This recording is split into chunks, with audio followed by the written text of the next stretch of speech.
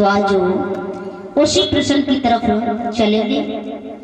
अभी हमारे बड़े भ्राता श्री अनिल आपको कथा श्रवण करा रहे थे और वहां से आगे का प्रश्न लेकर के चलेंगे। या तो उसमें कोई गलती भी बन जाए तो बहन या बेटी समझकर क्षमा न करके बताने की कृपा करें। तो आ जाइए चलते हैं। इधर कैलाश पर्वत पर बैठे हुए भगवान भोलेनाथ और गौरा मैया को समझा रहे थे। जब गौरा मैया को समझाने लगे हैं, गौरा मैया ने विचार किया है कि एक बार जब मुझे कथा सुनाई तब तो नींद आ गई। क्योंकि कहते हैं ना, कोई काम करो तो बड़े ध्यान से करना चाहिए। यह मौका भी कोई बार बार नहीं मिलता है।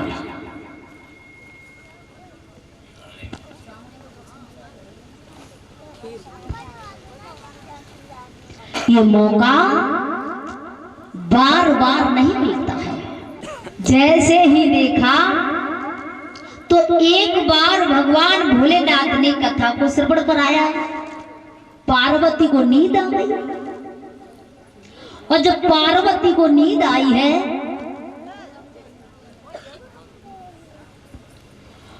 और जब नींद आ गई है तो पार्वती सो गई।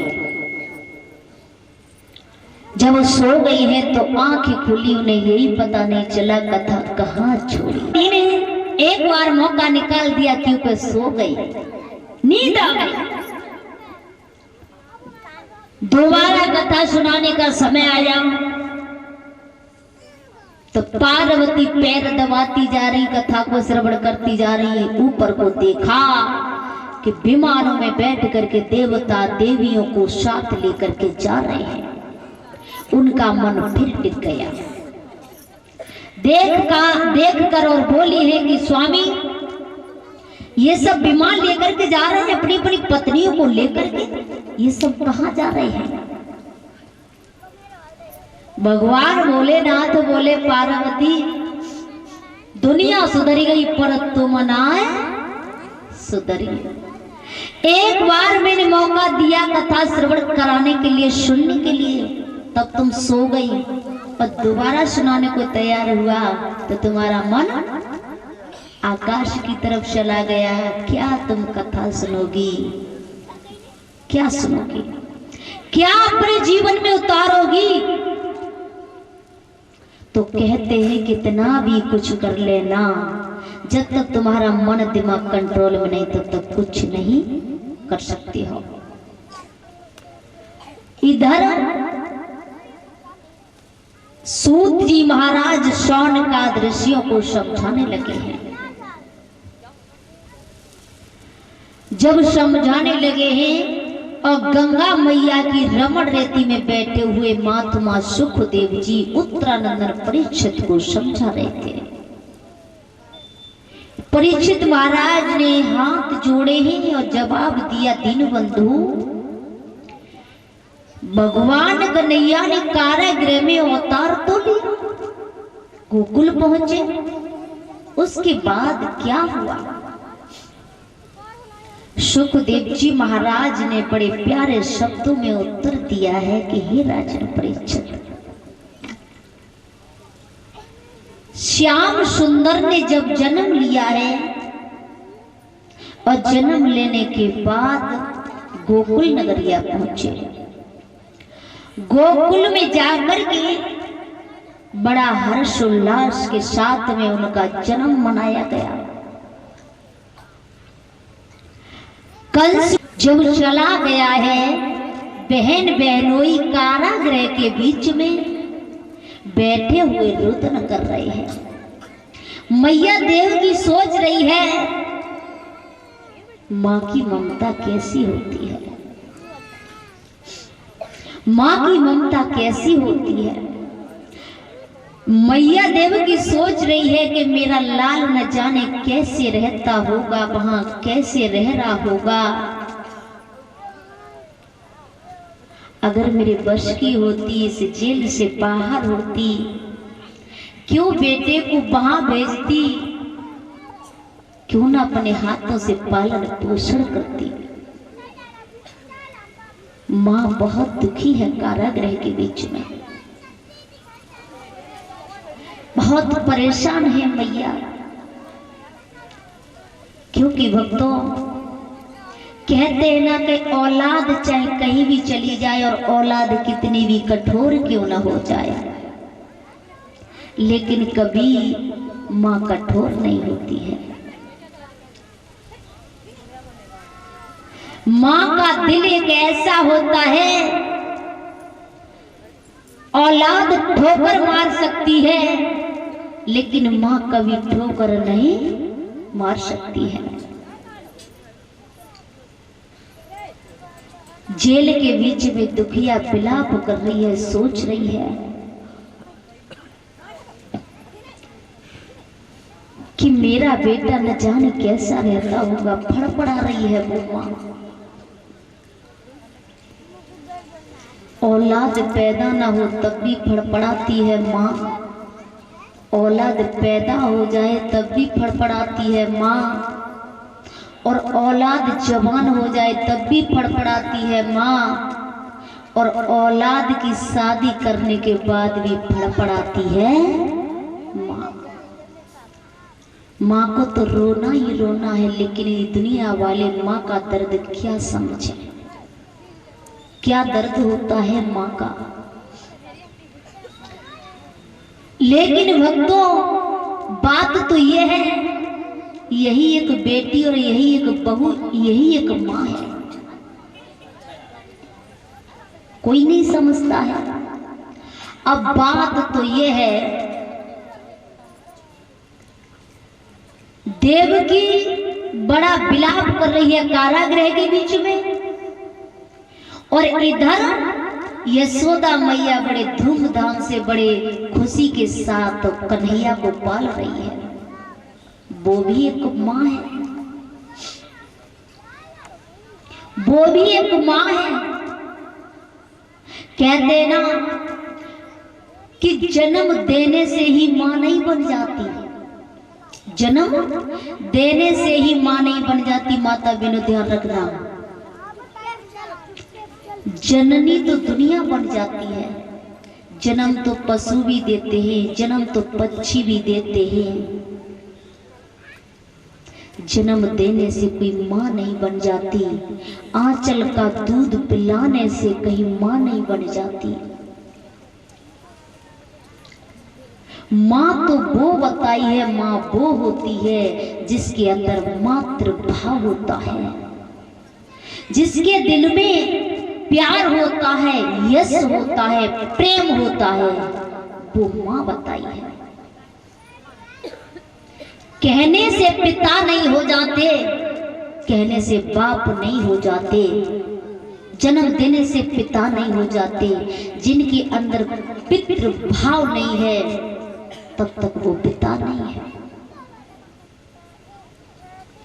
तब तक वो पिता नहीं है। और माँ के अंदर मातृ भाव नहीं है तब तक वो माँ नहीं है। जन्म देने के लिए तो दुनिया जन्म देती है, लेकिन कहते हैं ना इस संसार में अब बात क्या है, बात यह है कि माँ जन्म दे देती है, माँ जन्म दे देती है। जन्म देने के बाद पालती है, पालन पोषण करती है, स्तन का दूध पिलाती है, लेकिन थोड़ा सा समझदार नहीं हो पाया तब तक पहले तासे पहले ऐसी ऐसी बातें करती है कि उसके दिल में चुभ जाए। लेकिन फिर आगे चल करके वही माँ बाप बुजुर्ग ये सोचते हैं कि हमारी औलाद में संस्कार नहीं है, हमारी औलाद के विचार अच्छे नहीं हैं, हमारी औलाद के भाव अच्छे नहीं हैं। लेकिन ऐसा कुछ नहीं है। संतान के भाव, स्वभाव, विचार अच्छे बनाने के लिए पहले स्वयं अपने भाव विचार बदलने पड़ेंगे। खुद के विचार अच्छे होंगे तो संतान के विचार तो गर्म में ही पहले ही बदल जाएंगे, अच्छे बन जाएंगे। और खुद के विचार गलत हैं, खुद के भाव गलत हैं, खुद का स्वभाव गलत है, तो मेरे भैया संतान पर पूरा प्रभाव नहीं पड़ेगा तो थोड़ी तो झलक जरूर दिखाई देगी, थोड़ी झलक जरूर दिखाई देगी।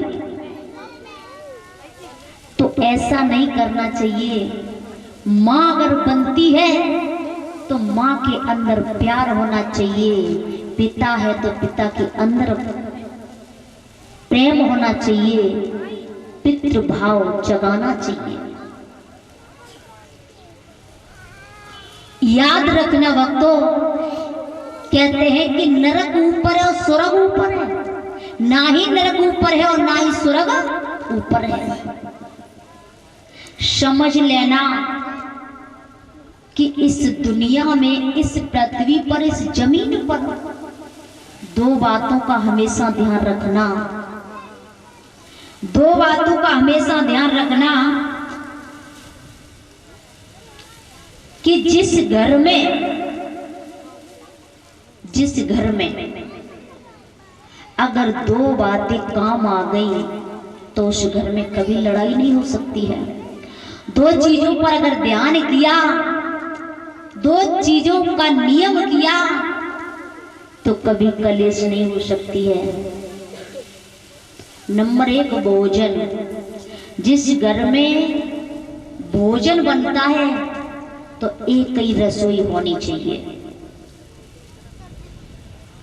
एक रसोई होगी, एक चूल्हे का खाना बनेगा, एक साथ बैठ करके सब खाएंगे तो प्रेम कम नहीं होगा। लेकिन भैया जो आजकल शादी होती है, आजकल शादी होती है तो शादी बाद में पहले गैस चूल्हा संग दो जातो है दहेज में। अब गैस चूल्हा पहले ही संग दे रहे हैं, तो कछुली चिमटा फुकना सब संग दे रहे हैं। शादी हुई कि लली आई और दोबारा पीहर में गई और भाई से फोन करे, परीक्षित महाराज भाई से फोन करे, क्या कहेगी? आऊंगी तबई बटुकरिया से मुझे न्यारो करवाई दियो तभी आऊंगी। अब दोबारा में कह दी टुकरिया से न्यारो करवाई दियो तब आऊंगी, वरना आऊंगी नहीं। अब बिन की मजबूरी है ना, उनकी मजबूरी है, भैया न्यारो करवाई दो, आई गई। और ज्यादा ज्यादा 6 महीना साल कटे, मायके चली गई और फिर आ गई तो क्या कहेगी? अब ऐसे आने वाली नहीं हूं, मेरी बात तुम मानते नहीं हो तो अब नहीं आऊंगी, तलाक देने को तैयार हूं। तो वे प्रार्थना करेंगे ना तलाक मन दियो, हम तुम्हारी सब बात मानने को तैयार है। घरे आई गई और ससुराल आ गई तो सास ससुर से रोटी अलग बनाए रहेंगे। जहां तक अपने पति से भी गुस्सा हो गई तो कौ बाद ना बिल्कुल नहीं बनावे। पति ने बनाई कि खाई ली, अब उठी तो पही अलग बनाई खाई ली। अब उस घर में बताओ, जब सास से न सट रही, ससुर से न सट रही, पति से न सट रही, वह घर में प्रेम बढ़ सकता है? नहीं बढ़ सकता। पहले की इतनी सेना हो गई, राजा सगर के 60,000 पुत्र भये थे, 60,000। अब समझ लेना 60,000 कितने हो गए? हमें तो अंदाज लगत तो कन्नौज कानपुर से लेके गुरसागंज तक लाइन लग जाए, बहुत हो गए ना। और सब में प्रेम था। और आजकल अब रोटी एक चूल्हे में कैसे है जाए, एक चूल्हे की रोटी बनी कैसे खाए ले, क्योंकि प्रेम नहीं है, भाव नहीं है। दूसरी बात भजन, जरूरी नहीं है कि बैठ करके तपस्या करो, धूनी लगाओ, 2-4 दिन समाधि लगाओ, जरूरी नहीं है। भजन, अरे आरती होती है घर में, पूजा पाठ करते हैं, तो सुबह को नहीं तो शाम को, शाम को नहीं तो सुबह को, जितने सदस्य सब इकट्ठे हो करके अगर एक बार आरती, या रोज नहीं तो त्योहार पे मिल करके थोड़ी पूजा कर ले, उस घर में कभी कलेश नहीं हो सकती है। कहाँ पूजा, कहाँ भजन और कहाँ भोजन। 4 यार संग के मिल गए फुक्का, दारूबाज, जुआरी, उनके संग पार्टी चले। घरे शेरों न चलाए पात, बाहर पार्टी। बाजी बा जमाना, क्या है दुनिया में हालत। अब कहां से प्रेम बढ़े है, क्योंकि प्रेम नाम की चीज इस दुनिया में धीरे धीरे खत्म होती जा रही है। और मेरा तो अंदाज ये है कि हो सकता है कुछ दिनों के बाद ये बिल्कुल नष्ट हो जाएगा, प्रेम नाम की चीज नहीं रहेगी। इंसान अगर किसी में गलतियां देख लेता है, ध्यान रखना, अगर इंसान किसी में गलतियां देख लेता है,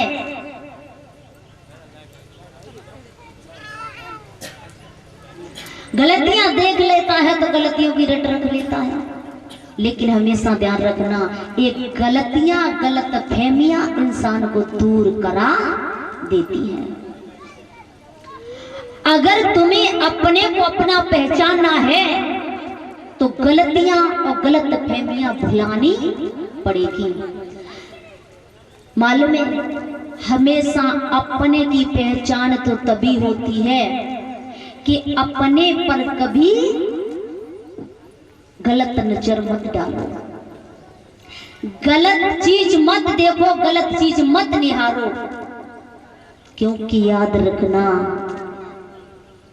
गलत चीज पर तो नजर कौन डालता है? एक सुअर, सुअर होता है ना, वो हमेशा गंदगी को ही पसंद करता है। तो तुम इंसान हो, इंसान को गंदगी पसंद नहीं होनी चाहिए। अरे हमेशा क्यों बुराइयों को देखते हो, क्यों बुराइयों को निकालते हो? इंसान की अच्छाइयों पर नजर डाला करो, बुराइयों पर नहीं। अच्छाइयों पर नजर डालनी चाहिए, बुराइयों पर नहीं, क्योंकि गलती इंसान से ही होती है। और गंदी चीज पर नजर सुअर डालता है, हमेशा कीचड़ में मुंह डालता है, गंदगी है ना। और सुअर के सामने क्यों ना तुम सोना डाल देना, लेकिन वो सोने पर नजर नहीं डालेगा, कीचड़ पर ही डालेगा। तो मेरे कहने का मतलब भैया, हमेशा इंसान की पहचान है कि इंसान अपने को पहचाने, गलतियां, गलत फहमियों को छोड़ करके और अच्छाइयों को देखे। समझ लो प्रेम बढ़ जाएगा, और प्रेम बढ़ जाएगा, उस घर में कभी विघ्न नहीं हो सकता है। दूसरी बात, हमेशा मौन रहोगे तो फायदा में रहोगे, क्योंकि मौन मान बढ़ाता है, ज्यादा बोलना अपमान कराता है। लेकिन एक बात और है,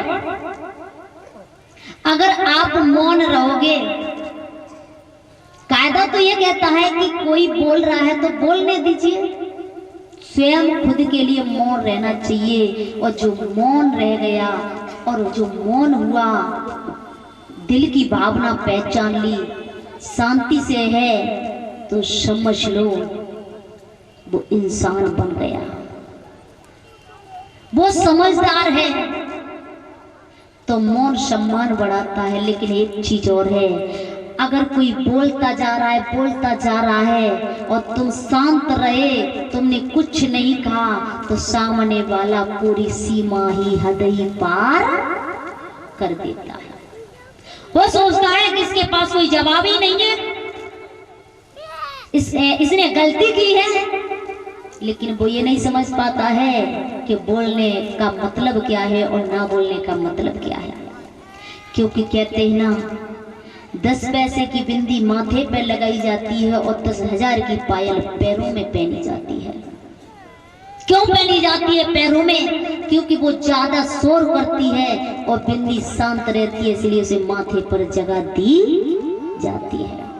तो मेरे कहने का मतलब भैया, सभी से मेरा तो यही कहना है कि ज्यादा बोलना ठीक नहीं होता है। इधर एक माँ दुखी है और दूसरी माँ खुशी है। मेरे प्यारे सज्जनों, कंस ने जब ऐसा देखा है, उसने राक्षसों को भेजा है और राक्षसों को भेज करके भगवान कन्हैया को मरवाना चाहा। पूतना भेजी है। श्याम सुंदर ने पूतना का भी वध किया है। सक्टासुर तृष्णासुर राक्षसों को भेजा, श्याम सुंदर ने उनका भी वध कर दिया।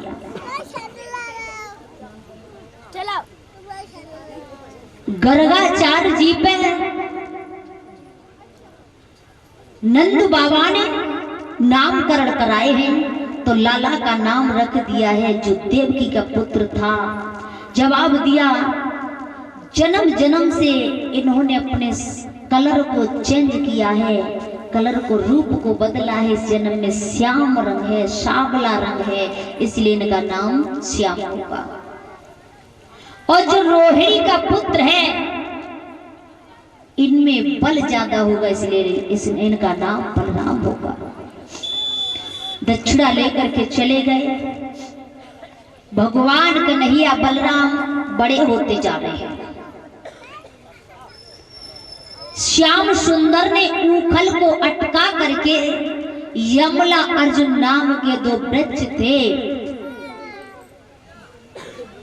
उनका उद्धार किया था। जो पूर्व जन्म में कुबेर के पुत्र थे, नलकुबर और मणग्रीव। नारद के श्राप से ये वृक्ष योनि में आए थे, यहाँ इनका उद्धार किया है श्याम सुंदर ने।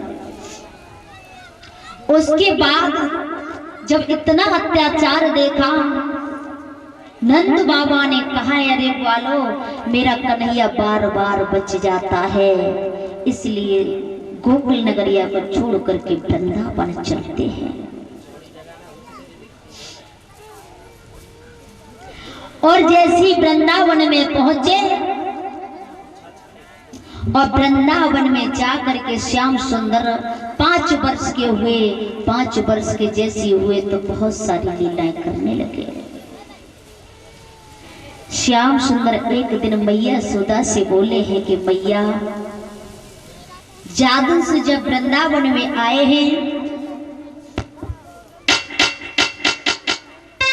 और दादू से ग्वाल बाल बलराम भैया सब जंगल में चले जाते हैं, लेकिन मैं अकेले घर रह जाता हूँ, मुझे अच्छा नहीं लगता है। हे माँ, मेरा मन है कि मैं भी ग्वालों के साथ जाऊंगा। मैया कहने लगी, लाला, घर में बहुत सारे लोग हैं गाय बछड़े चराने के लिए, लाला तुम मत ही जाओ। मैया समझाती है, कन्हैया नहीं माने हैं। 5 वर्ष के श्याम सुंदर हुए, हुआ क्या है?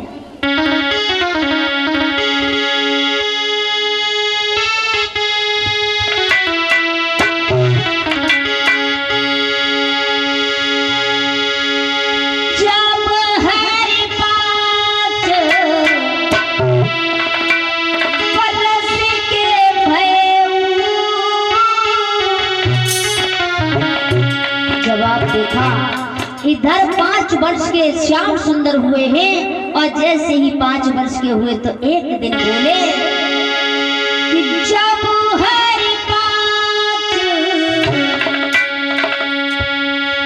वर्ष के भयउ, जननी सन एक दिन ऐसी कहे,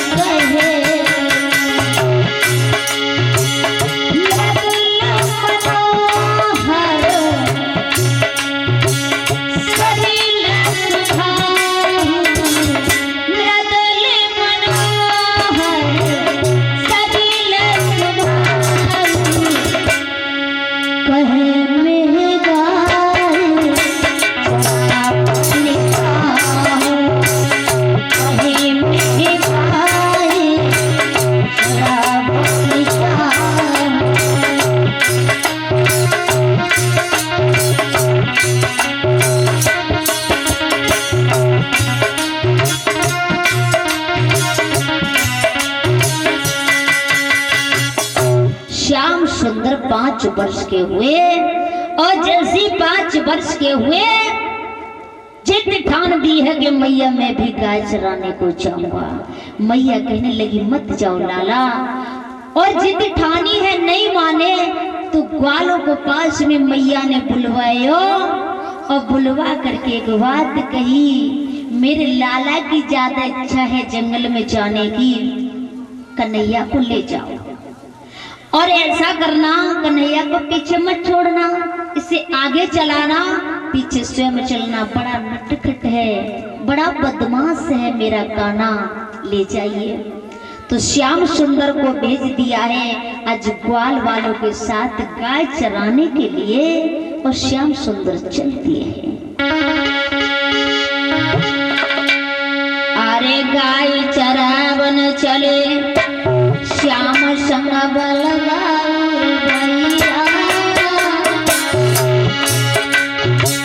पालन के संग खेल रहे हैं असुरा के सैया।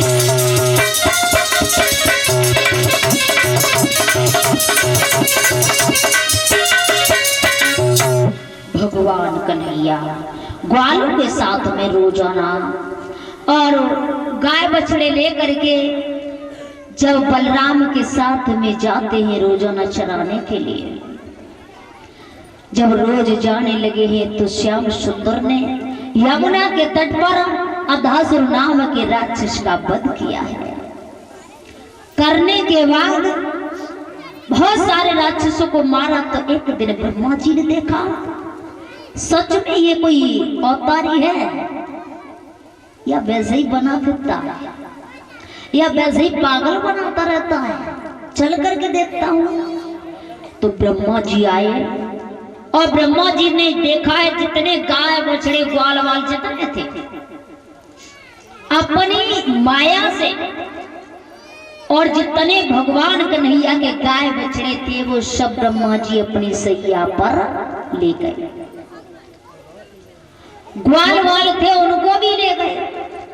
श्याम सुंदर यमुना के तट पर अकेले खड़े विचार कर रहे हैं, क्या किसी दैत्य की चाल है या कंस ने फिर कोई नया ड्रामा चालू कर दिया। ना यहाँ ग्वाल वाल नजर आ रहे ना गाय बछड़े आ रहे, समझ में नहीं आ रहा क्या होने वाला है। उन्होंने अपनी देव शक्ति से देखा, समझ गए ब्रह्मा जी की चाल है।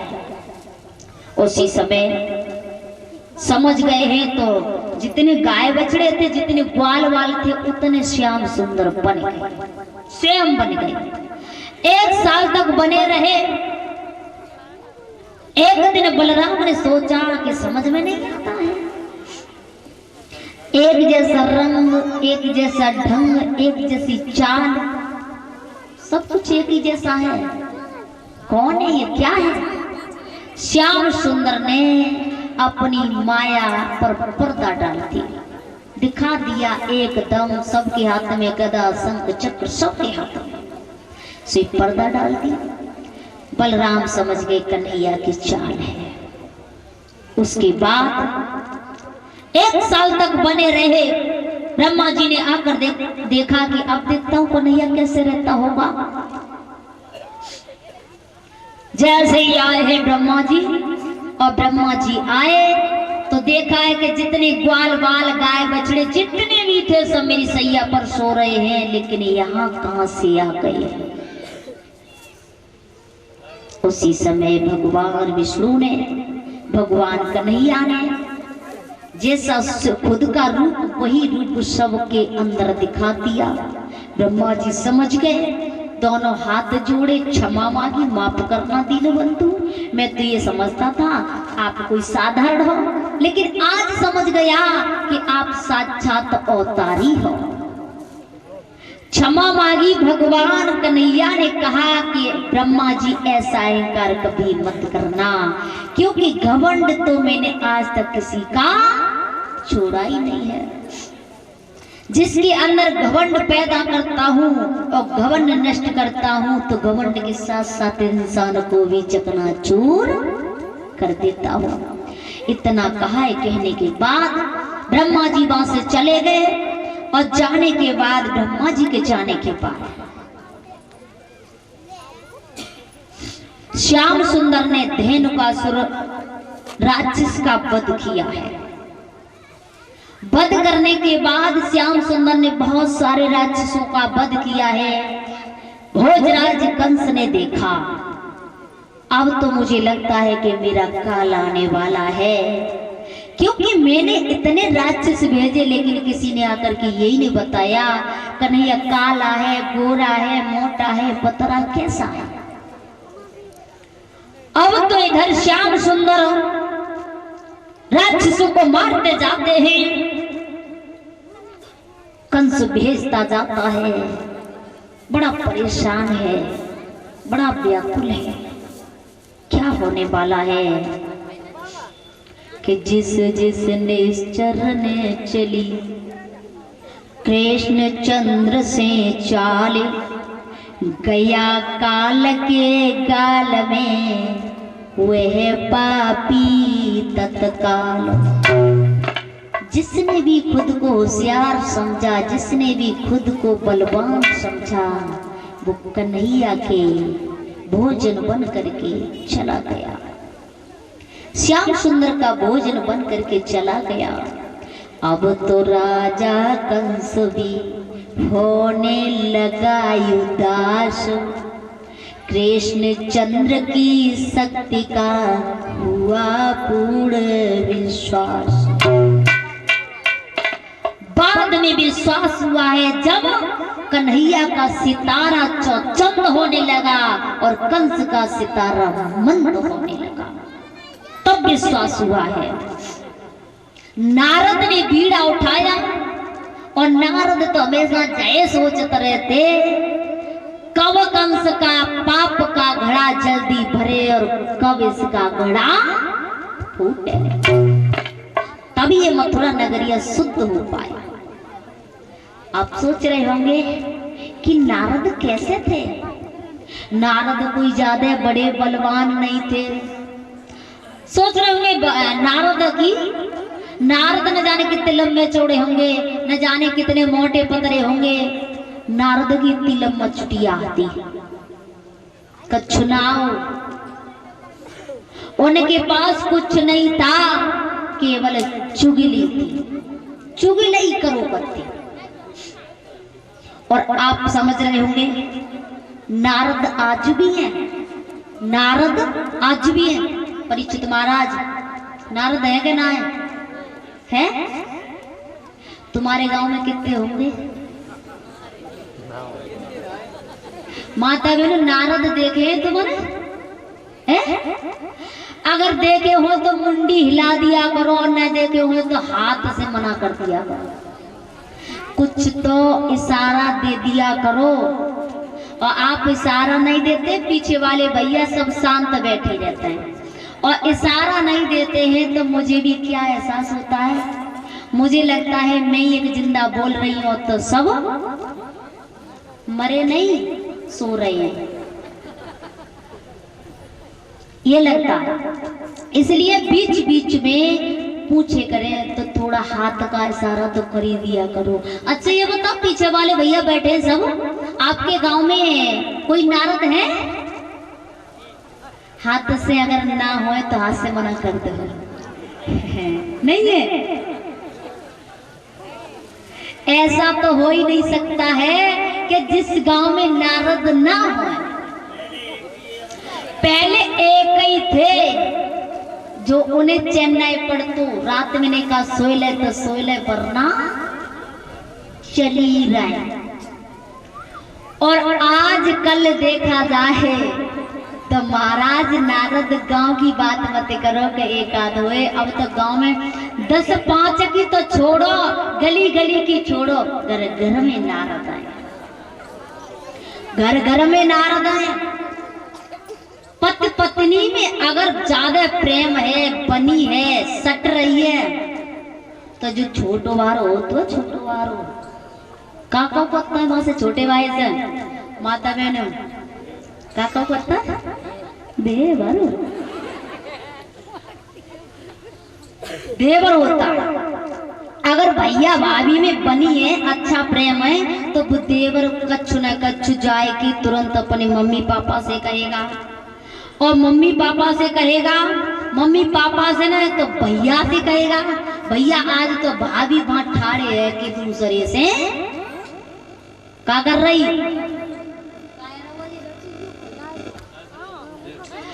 यानी कि भैया भाभी वहां खड़े हुए कि क्या कर रही है, बात देना है, टल्ले उड़ा रही, चुगली करते है। और जैसे ही आग लगाए थे भैया आओ बाना आग नहीं न तांग नहीं लेके लग दाई दाई गधा की तरह भूत तत्व। तो इसका मतलब ये है कि नारद घर घर में नारद है, तैयार है। नारद का काम क्या था, ना मानी नहीं, रद्द मानी खत्म। उनकी बात खत्म न हो, रद्द न हो, इधर की उधर उधर की इधर कर दे, वही होते हैं नारद। बोलिए गोविंद भगवान की। तो नारद घर घर में, नारद ने विचार किया, बीड़ा को उठाया